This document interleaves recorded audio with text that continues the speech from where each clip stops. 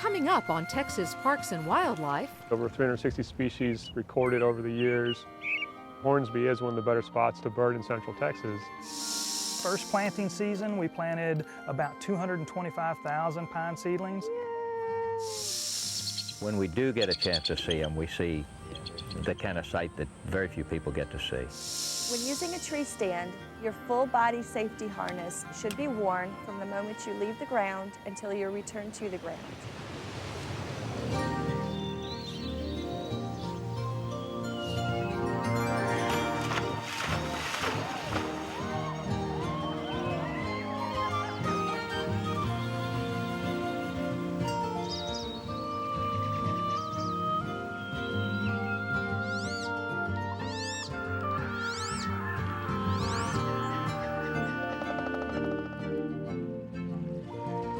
Texas Parks and Wildlife, a television series for all outdoors.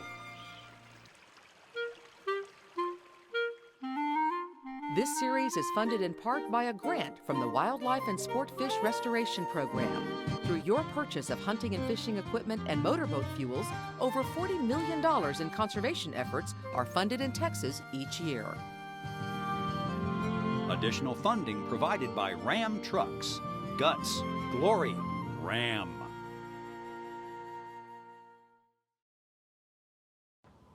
Couple ruddy ducks.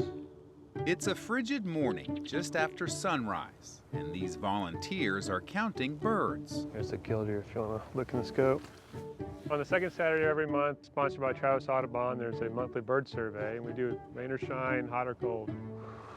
Wasn't it like 70 degrees 3 days ago? If the dedication of these birders through freezing temperatures and high winds is at all surprising, you may be more surprised to learn where this survey is taking place. The variety of birds you can see here is pretty surprising, I think, for most folks. These ponds on the edge of Austin may resemble a nature preserve, but the bigger picture and the smell reveal something else.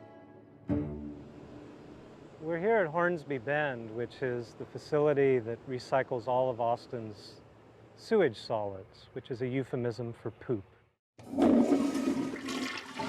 Yes, for Austin's sewage, this is the end of the line, but it is also a laboratory. I'm Kevin Anderson. I'm a geographer. I work for the Austin Water Utility, and I run the Center for Environmental Research at Hornsby Bend. It's a unique site, 1,200 acres along 3.5 miles of the Colorado River, where all of Austin's sewage and yard waste is recycled. There's a farm and a bottomland forest and treatment ponds that are famous for birding, many different things that we can use for environmental research. Double-crested. The bird monitoring is just the beginning of the research here. The checklist for Hornsby Bend has over 360 species recorded over the years. Studies focus on ecology and urban sustainability. The sewage here doesn't go into a landfill, it gets recycled, and about 1 million gallons a day arrives here.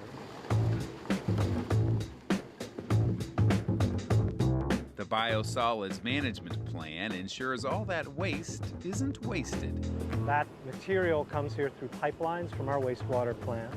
It goes into a thickening building, and from there it'll go into anaerobic digesters. We heat the sludge to body temperature, and we recreate the ecosystem in our intestines. Disease organisms die off, and digestion continues. Those pipes are capturing the biogas, mainly methane, and heating the digesters. Once pathogens have been digested naturally, water is sent to the ponds, and solids are recycled as fertilizer and compost. We grow the hay as a way of recycling the nutrients in that manure or biosolids that we put on the fields. The other way we recycle the sewage provides an opportunity to recycle another city waste stream. And that's all the leaves, grass, branches that are collected curbside in the city of Austin. That amounts to 15% of all the city's garbage. And that material, with a portion of the biosolids, is made into compost. Diverting sludge and yard waste saves hundreds of thousands of dollars in landfill costs. Turning it into compost generates additional funding for the operations at Hornsby Bend, while nourishing soil all over town. All the while, nutrient-rich pond water supports a food chain that draws wildlife and city dwellers who want to see wildlife. I end up driving all kind of weird ways out here, backwards, forwards. He's about a 10-inch long bird, but he's just very nicely framed in good light. Greg Lasley is a nature photographer. For Greg, Hornsby Bend is an endless source of subject matter. Really nice reflection on him in the water. They're really neat looking birds. See what else is down here. I spend a lot of time in the vehicle because a vehicle makes a good blind. You just never know what's going to turn up here. There's just a world of discovery to be made if you just take the time to look.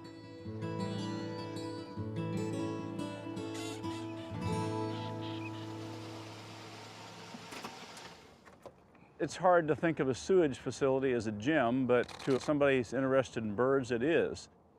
An area like Hornsby, even though we're right near the city of Austin, there's an amazing variety of wildlife. Butterflies, dragonflies, birds, reptiles and amphibians. My philosophy is if you just get out in nature and spend time looking, things show themselves to you. I spent 25 years in law enforcement on the Austin Police Department, and I'm retired from that now. But I would come out here on my days off and look at birds and wildlife. I think anybody that has a job that sometimes can be difficult, it was important for me, good for me, still is. It just rejuvenates me. Finding natural rejuvenation at places like Hornsby Bend is not unique to Austin. In fact, from West Texas to East and North to South, many cities and towns have opened the gates to similar nature havens in their urban margins. These kinds of places are known in the parlance as non-traditional habitat in cities. That's a lease turn, isn't it? I call it marginal nature. You're right. Yeah, Foresters. Lots of people come to places like sewage ponds to observe nature. As Texas urbanizes, places like Hornsby Bend become more and more important. Hornsby Bend's proximity to people and the river also make it a good place to learn about the natural world. Everyone here? So the river is right about here right now. Every year, That means it's we've probably water. celebrated Earth Day by doing a field class for a high school group from Austin. Bluegills have the long patch like this. They're learning about the biology of the river, the chemistry of the river, and the hydrology of the river. There we go. We just hit the water inside the well. 8.8. We gather experts and get the kids literally in the river learning about it. Keep on swinging, you're doing great. Drag it along the bottom. For students and everyone else, You guys see anything? caring about conservation requires learning about natural resources in the first place. There you go, you got it. Get engaged in understanding the Earth's ecology and you'll learn to protect it. And that understanding can be gained from all sides of a site like Hornsby Bend. That's your poop. I want to grow some hay. Taking the waste of the city and putting it back into a soil ecosystem, that's sustainable. Oh, that's beautiful. Beauty, in many forms, can be found in unlikely natural places. The fundamental reality of Texas is we're an urban state now. Red-bellied woodpecker? If you're willing to overlook some visual clutter or funky aromas, The smell's not so bad. nature may be closer than you think. And it has a lot to offer those who take the time to look.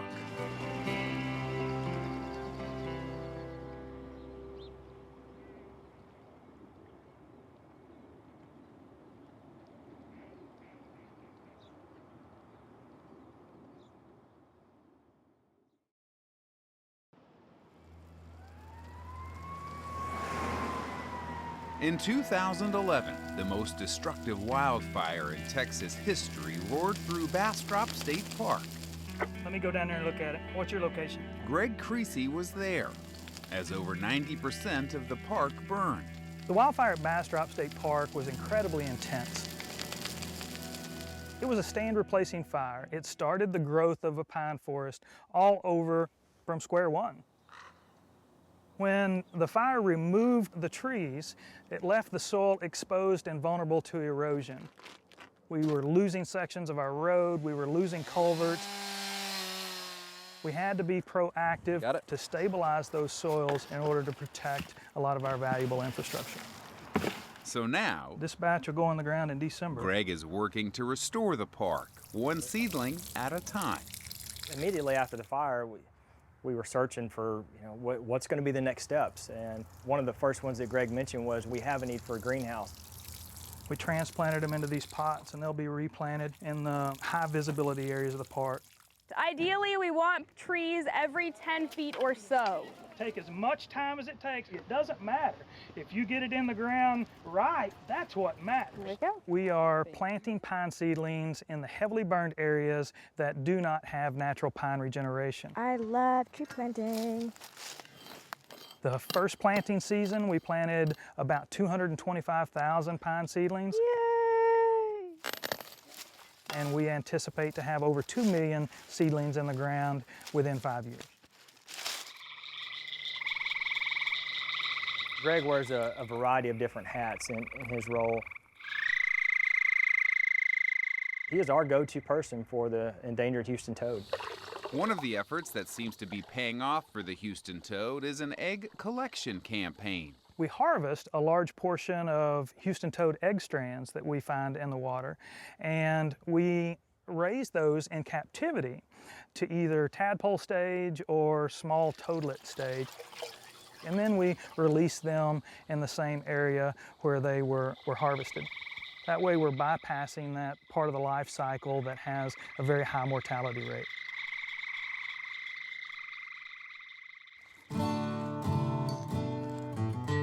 Over the next few decades, when people come and drive through this area and see the forest is recovering, seedlings look nice and healthy.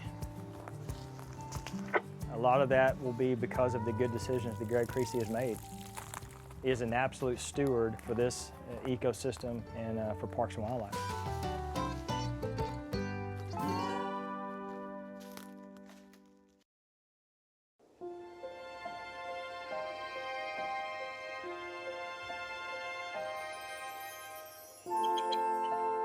It's an iconic image of America and of our freedom. Once on the brink of extinction, the bald eagle is back.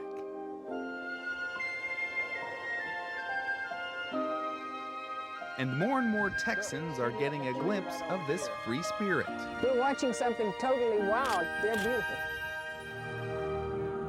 When we do get a chance to see them, we see the kind of sight that very few people get to see.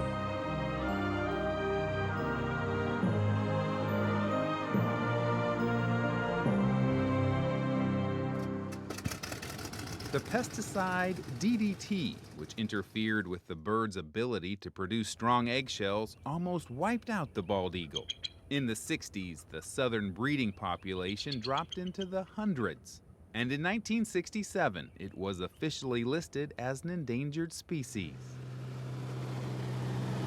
Here in Texas, aerial surveys kept an eye on the population, and in the 70s, we were down to just 4 nesting pairs.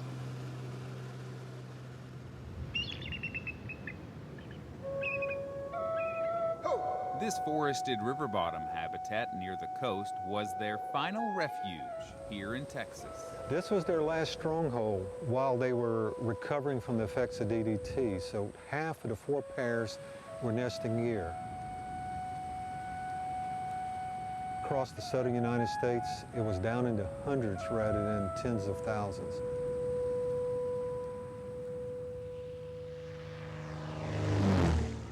With the 1972 ban of DDT in the U.S. and the push to protect their nesting habitat, bald eagle populations have been making a steady comeback. This nest near Victoria lies in the historic territory that kept the bald eagle going in Texas. And here eagles continue to breed. These eaglets are 5 weeks old. It is so exciting to watch a wild creature that is rare, was even more rare than it is now, and yet here it is living with me on this place. This looks good.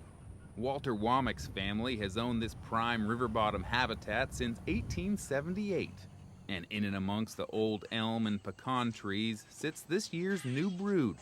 Those same young eaglets are now 10 weeks old. Yeah, I'll bet that's the male up above the nest. Walter and local biologist Brent Ortego check on the site every year.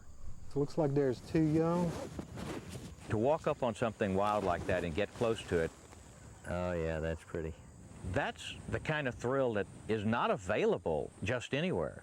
It's part of what makes this place worthwhile. Because of this nest and others like it, we have sustained a 10% increase in birds per year, and now instead of 4 pairs, we know of approximately 200 pairs nesting in Texas. There we go. Over the years, this nest territory has produced more than 30 eaglets. There's one up on the edge of the nest now. Yeah, I see it. It's almost black.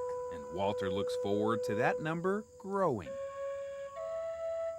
They're a wild bird that is doing its thing right out there in the open, right up in that tree. It's nice to be able to keep that kind of thing going. Yeah, they're settled down now.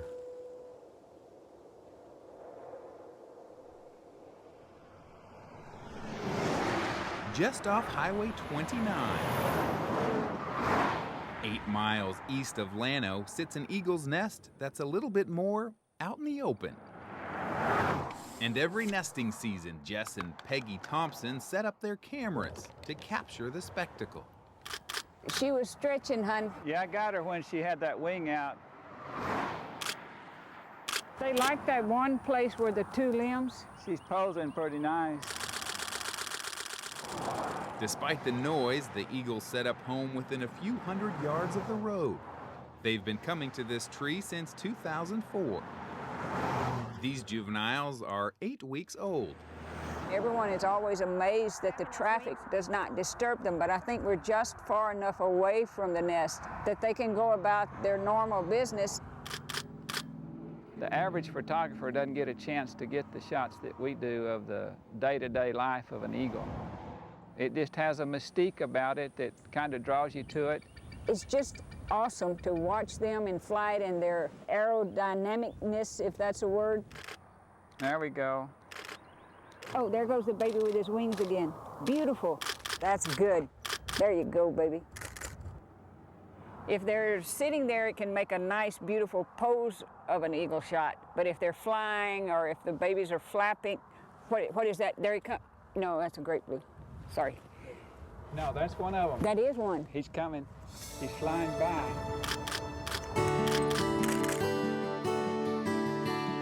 From sun up until 2 hours where we get our best shots.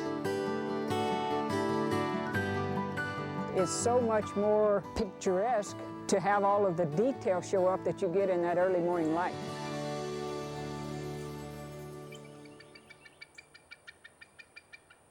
It's early in the morning in late March, and these eaglets have just turned 11 weeks old. The Thompsons are here in hopes of capturing their first flight.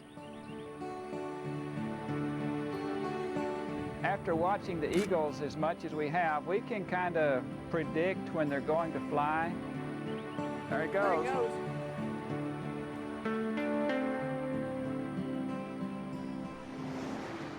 That's the pinnacle of it for us, is to be here, watch them grow up. Here he goes. There he goes. And then get them as they take off on that first flight out of the nest. Now that was nice. With more and more eagles building nests and breeding here in Texas, many of these raptors are now competing over dwindling nest sites and habitat. They're now fighting. We believe we have evidence that they're fighting over the territories. I didn't think that I was going to see the struggles over the nesting sites like I'm seeing. John Carger and his staff rehabilitate eagles at Last Chance Forever, a raptor recovery center in San Antonio. A lot of the injuries that are coming in are really evident of what's going on. It is adult birds, and it looks like some of them came out of a knife fight. This bald eagle was found at the Richland Chambers Lake. When he got to us, he had a very large wound right here. It looks like it was grabbed by another bird.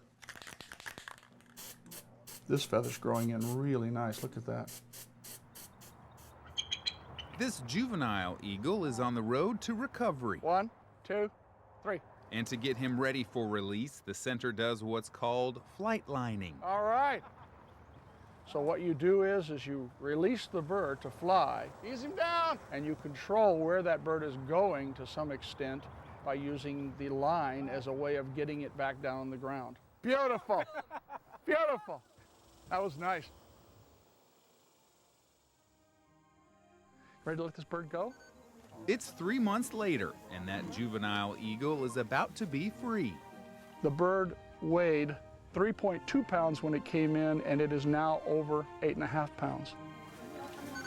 You guys ready?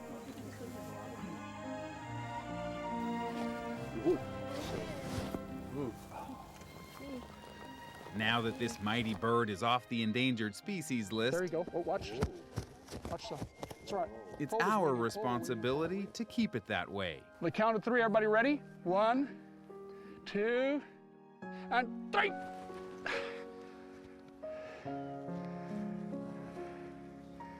Beautiful. Wow. Fly, baby, fly. Fly, baby, fly. Atta girl. The bald eagle disappearing from the earth was caused by us humans. Its recovery is our recovery. Its health is our health. Its clean sky, clean air, clean water, clean earth is our clean air, clean water, clean earth. And we are the ones that should take care of it because we put it in that position.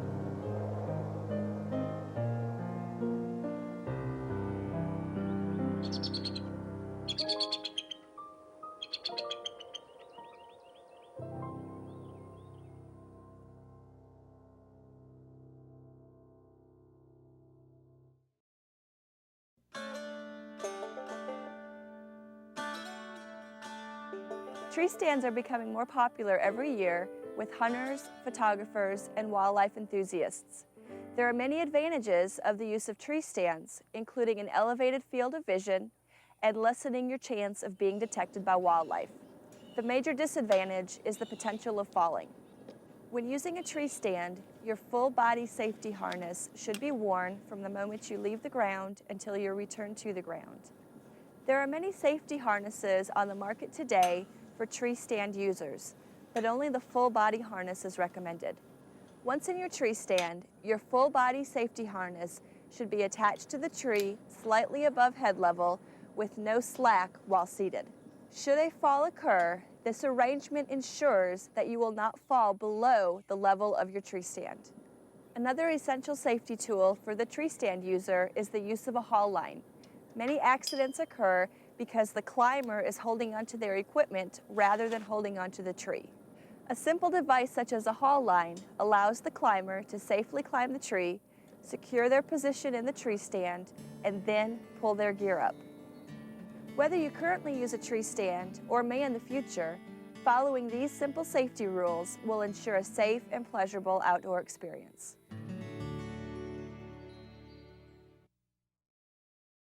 Prescription eyewear.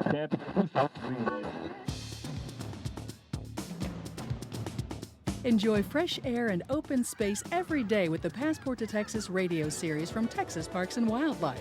Through sounds and words, we'll transport you to places with green grass and blue sky, if only for a minute or two. And sometimes that's all you need. Passport to Texas airs weekdays on radio stations statewide. Visit passporttotexas.org to find a station near you.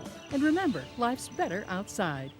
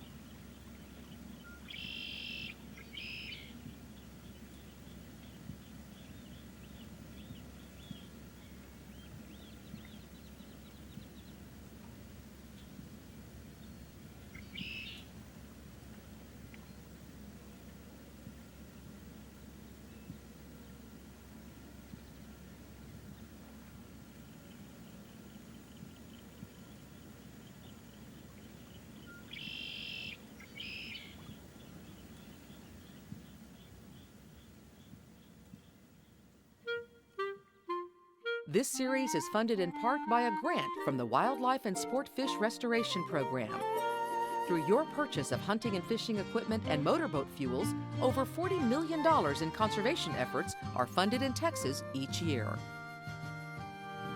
Additional funding provided by Ram Trucks.